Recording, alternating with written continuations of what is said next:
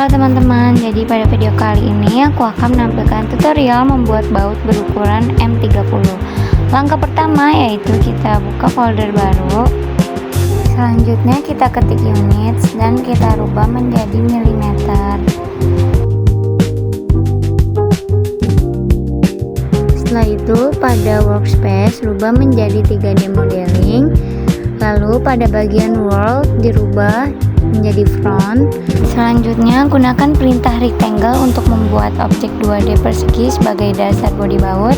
Masukkan angka 0,0 dan masukkan angka 90,15. Gunakan perintah chamfer untuk membuat sisi miring pada objek persegi. Di sini kita akan memasukkan nilai dari 5/8H yaitu 1.89445. Selanjutnya kita klik objek persegi yang sebelah kiri dan atas, lalu lakukan hal yang sama pada sisi sebelahnya. Gunakan perintah revolve, ketik RV, lalu tekan enter, pilih objek persegi dan tekan enter, lalu klik titik sebelah kiri dan kanan pada objek persegi, kemudian ketik 360 derajat dan tekan enter. Selanjutnya, ubah pandangan pada visual style control menjadi konseptual untuk melihat hasil dari revolve. Ubah posisi UCS-nya dari front ke world. Lalu, pindahkan UCS ke origin point searah sumbu X. Setelah itu, ketik L, tekan enter, ketik 0,0 dan tekan enter, lalu input pada spesifik next point 3.0311105. Ketik L lalu tekan enter, klik bagian midpoint garis pertama, gerakan kursor berlawanan sumbu Y, lalu input pada spesifik next point. Masukkan line 2.65223 lalu enter. Ulangi perintah line lalu bentuk profil segitiga dari kedua garis tersebut. Gunakan perintah fillet untuk membuat radius pada salah satu sudut profil segitiga.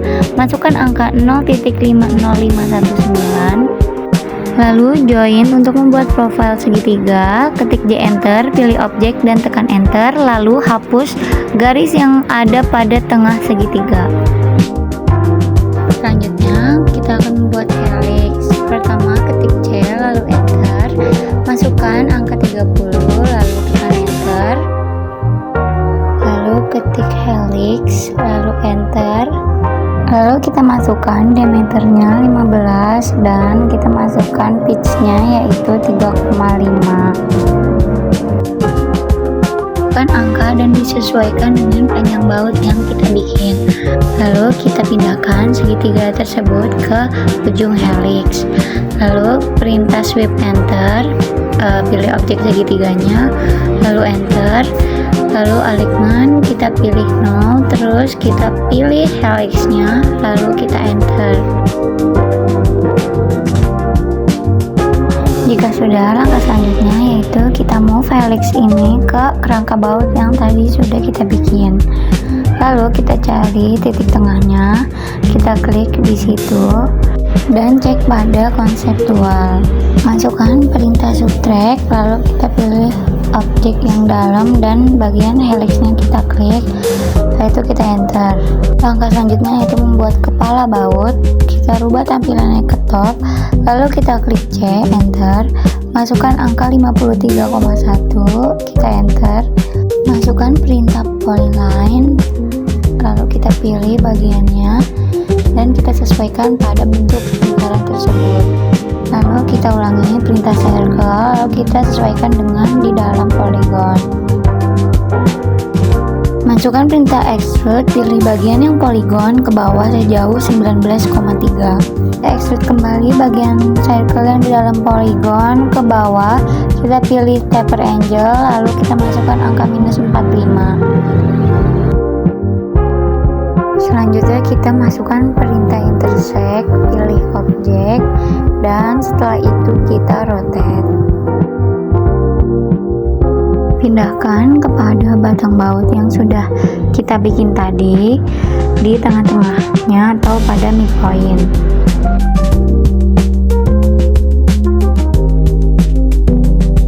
Kita ubah tampilan UCS-nya ke top, lalu kita ulangi perintah circle seperti saat membuat kepala baut tadi.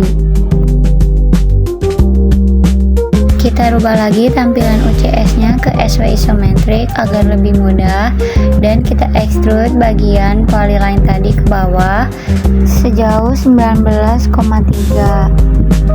Extrude kembali bagian circle yang terdapat di dalam ke bawah, lalu kita pilih tape ranger dan kita masukkan angka minus 45.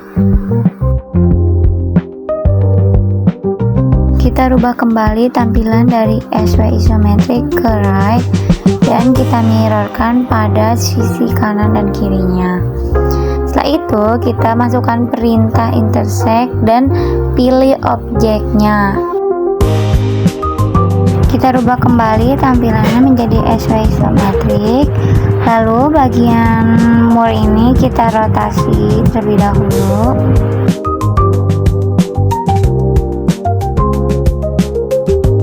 Dan bagian batang baut kita copy dengan cara klik CO enter, lalu kita pilih titik tengahnya dan kita tempel ke titik tengah mur. Selanjutnya kita move bagian batang baut tadi agar pas di tengah-tengah murnya.